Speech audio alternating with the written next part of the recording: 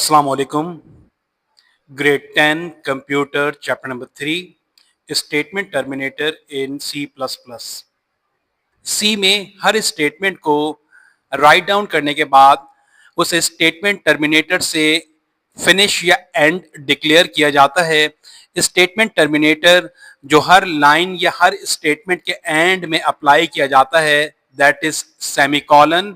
Statement terminator यहाँ पे ये बताता है कि ये स्टेटमेंट अपनी कंप्लीटली फंक्शनैलिटी परफॉर्म कर चुकी और नेक्स्ट स्टेटमेंट के अंदर फर्दर फंक्शनैलिटी प्रोग्राम की राइट डाउन की जाएगी।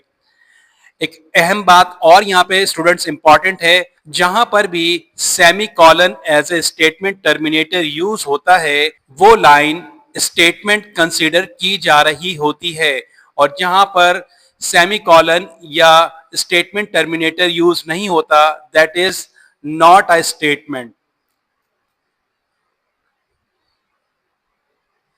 सी का कंपाइलर जब सी के प्रोग्राम को एग्जीक्यूट कर रहा होता है तो हर उस लाइन को स्टेटमेंट कंसीडर कर रहा होता है जिसके एंड में semi colon as a statement terminator लगाया जाता है।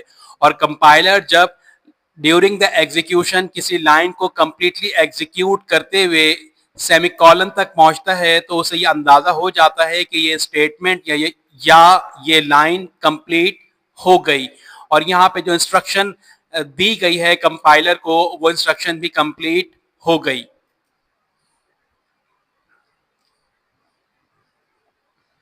स्टेटमेंट टर्मिनेटर वेरिएबल की डिक्लेरेशन के अंदर मार्क किया जाता है, फंक्शंस के अंदर मार्क किया जाता है जहां पे हम फंक्शंस को कॉल करते हैं, और एक्सप्रेशंस के अंदर मार्क्स किया जाता है जहां पर हम कोई मैथमेटिकल एक्सप्रेशन या मैथमेटिकल फॉर्मूला अपने प्रोग्राम का पार्ट बना रहे होते हैं।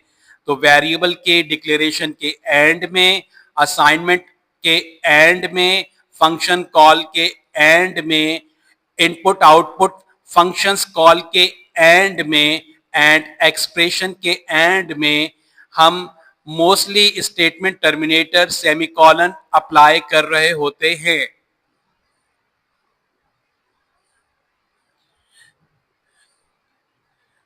स्टेटमेंट टर्मिनेटर का सिंटेक्स और इसके एग्जाम्पल को ऑब्जर्व करते हैं।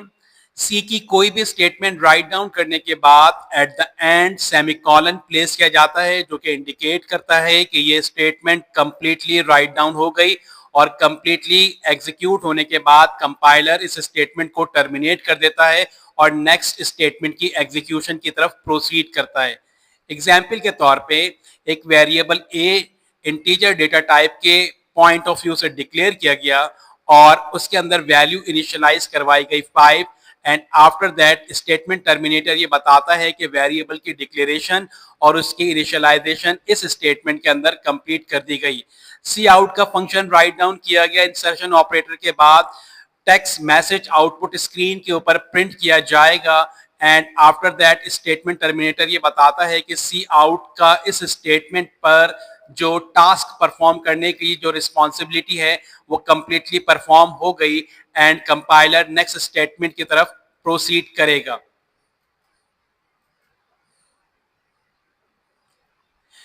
स्टेटमेंट टर्मिनेटर से रिगार्डिंग की पॉइंट्स, ये हमारे पास स्टेटमेंट टर्मिनेटर जब हम अपने प्रोग्राम के अंदर अप्लाई करते हैं तो हमारे पास ये स्टेटमेंट्स को डिस्टिंग्विश करता है। एक स्टेटमेंट को दूसरे स्टेटमेंट से डिस्टिंग्विश करने के लिए स्टेटमेंट टर्मिनेटर को लगाया जाता है, जिससे हमें अपने प्रोग्राम में यूज होने वाली तमाम की तमाम तर स्टेटमेंट्स का अंदाजा होता है, और हर स्टेटमेंट एक पर्टिकुलर एग्जीक्यूशन परफॉर्म कर रही होती है, एक पर्टिकुलर टास्क परफॉर्म कर रही होती है, जो कि स्टेटमेंट टर्मिनेटर अप्लाई करने के बाद कंपाइलर को इंस्ट्रक्ट करता है कि ये टास्क परफॉर्म किया जाए। कंट्रोल स्ट्रक्चर्स जिसके अंदर लूप्स और कंडीशनल स्टेटमेंट्स राइट डाउन की जाती हैं, यहां पर हम सेमीकोलन को अप्लाई करते हैं एज ए स्टेटमेंट टर्मिनेटर, और कंट्रोल स्ट्रक्चर्स को हम सेगमेंट करते हैं ताकि स्ट्रेटेजिकली इनको वन बाय वन एग्जीक्यूट किया जा सके, ताकि कंट्रोल स्ट्रक्चर्स की तमाम तर फंक्शनैलिटी को सेगमेंट किया जा सके और वन बाय वन इन्हें हम एग्जीक्यूट कर सकें। जब हम आइट्रेशन को और कंट्रोल स्ट्रक्चर्स को, जिसमें डिसीजन मेकिंग कंट्रोल स्ट्रक्चर्स हैं और जंप स्टेटमेंट्स हैं और आइट्रेशन में लूप्स हैं, तो वहां पर हम इनको वन बाय वन अपने स्टेटमेंट को डिस्टिंग्विश करने के लिए या task one by one task assign करने के लिए स्टेटमेंट टर्मिनेटर का यूज कर रहे होते हैं। चैप्टर नंबर 4 के अंदर हम कंट्रोल स्ट्रक्चर्स को थॉरली स्टडी करेंगे। Once again, functions and variable की प्रॉपर फंक्शनैलिटी को डिफाइन करने के बाद एट द एंड उस स्टेटमेंट के एंड पर स्टेटमेंट टर्मिनेटर को अप्लाई किया जाता है, जो कि कंपाइलर को इंस्ट्रक्ट करता है कि इस स्टेटमेंट के अकॉर्डिंगली जो टास्क या इंस्ट्रक्शन दी गई है उसे कंपाइल कर दिया जाए। हम सी के एक प्रोग्राम में स्टेटमेंट टर्मिनेटर को डेमोस्ट्रेट करते हैं। प्री प्रोसेसर डायरेक्टिव के पार्ट्स और स्टैंडर्ड नेमिंग कन्वेंशन के बाद हम अपने मेन प्रोग्राम की तरफ आते हैं। इंटीजर डेटा टाइप के अकॉर्डिंगली NUM वेरिएबल डिक्लेयर किया गया और इसके अंदर वैल्यू 10 असाइन की गई। ये एक स्टेटमेंट या एक इंस्ट्रक्शन कंप्लीट हुई and end of the instruction हमने इसे स्टेटमेंट टर्मिनेटर से क्लोज किया।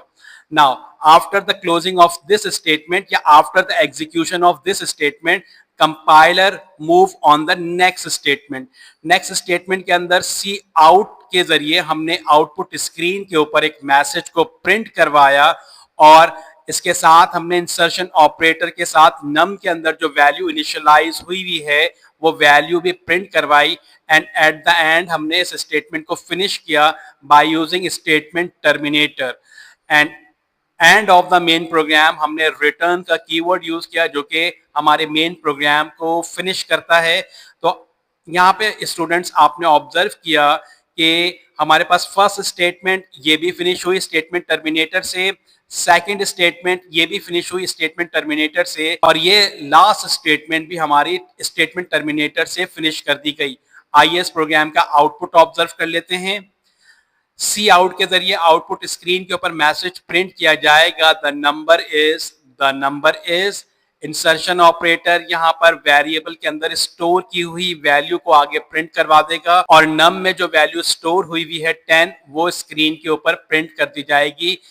तो फाइनल आउटपुट इसका बनेगा the number is 10। Summary statement terminator से रिगार्डिंग,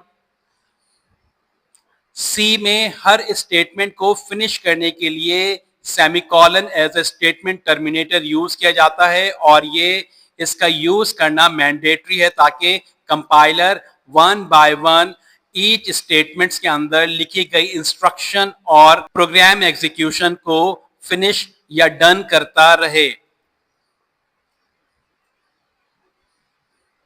स्टेटमेंट टर्मिनेटर हम स्टेटमेंट बाय स्टेटमेंट अप्लाई करते हैं तो ये बहुत रिड्यूस कर देता है हमारे प्रोग्राम के अंदर सिंटैक्स एरर को और हमारा प्रोग्राम स्टेटमेंट बाय स्टेटमेंट अपनी बाउंड्रीज को मेंटेन कर लेता है। बिग स्टेटमेंट से ज्यादा बेहतर और रिकमेंडेड है कि हम अपने स्टेटमेंट को छोटे छोटे पार्ट्स के अंदर डिवाइड करें और हर स्टेटमेंट को स्टेटमेंट टर्मिनेटर अप्लाई करके सेगमेंटेड कंपाइलर से एग्जीक्यूट करवा दिया जाए और ये प्रोग्रामिंग के अंदर एक बेटर मैनर होता है, ना कि एक कॉम्प्लेक्स स्टेटमेंट जो है वो कंपाइलर से एग्जीक्यूट करवाई जाए। एक तो उसकी एग्जीक्यूशन के अंदर कॉम्प्लेक्सिटी होगी, दूसरा प्रोग्रामर जब इस प्रोग्राम को राइट डाउन कर रहा होगा या इस प्रोग्राम को मॉडिफाई कर रहा होगा तो तब भी ये एक कॉम्प्लेक्सिटी का बायस बन रही होगी। स्टेटमेंट टर्मिनेटर लूप्स में यूज होते हैं, कंडीशनल स्टेटमेंट्स के अंदर यूज होते हैं, फंक्शन की डेफिनेशन में भी यूज होते हैं और फंक्शन के कॉल में भी यूज होते हैं। तो students, this is all about the statement terminator. I hope कि आपने इसको अच्छे से अंडरस्टैंड किया होगा। इसे नोट्स के पॉइंट ऑफ व्यू से राइट डाउन कर लीजिए। नेक्स्ट लेक्चर में चैप्टर 3 के फर्दर कॉन्सेप्ट्स को डिस्कस करेंगे। अपना ख्याल रखिएगा। टेक केयर एंड अल्लाह हाफिज।